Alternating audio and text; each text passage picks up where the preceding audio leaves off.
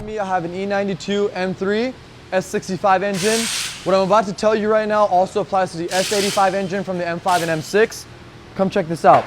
So we got a few of the cylinders, rod bearings already out here. As many of you guys may already know, the S65 has a huge problem with rod bearing wear. Why is this bad? Because eventually, once that rod bearing wears away enough, it'll either seize to the crank or spin. Either one of those will require you to change the engine or completely rebuild the bottom end. Now, why does this happen? BMW actually went ahead and went way too tight on the top bearing clearance. What this did was it didn't allow the oil to properly lubricate in between the rod bearing and the crankshaft. We go ahead and replace with these bearings here. These are actually ACL bearings. We work with both ACL and BE rod bearings in order to give you a solution. The solution is a different tolerance on the bearing itself. And what that does is it allows the oil to actually get in there properly and lubricate in between the bearing and the crankshaft.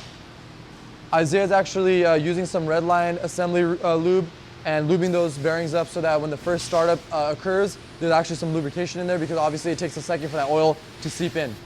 So if you actually go on this side of Isaiah, we'll see that those rod bearings were actually so bad that we probably saved this, this customer's engine. As you can see in there, there is a lot of metal shavings. You never want metal shavings inside your oil. That's never a good sign.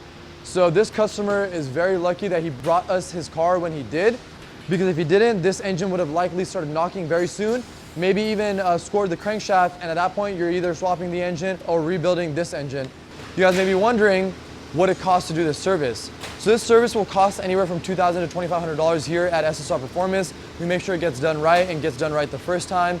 Another big thing is that we also do offer changing the engine mounts from those stock engine mounts to any upgraded engine mounts, or just replacement stock engine mounts at the same time as a service.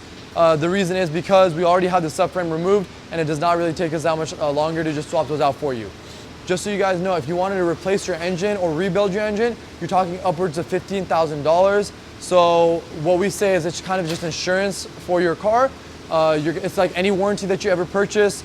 You want to go ahead and do the rod bearings and make sure that you have the peace of mind that your engine will run for a really, really long time, rather than having to worry about it and then eventually your engine starts knocking and having to go ahead and replace the whole engine altogether.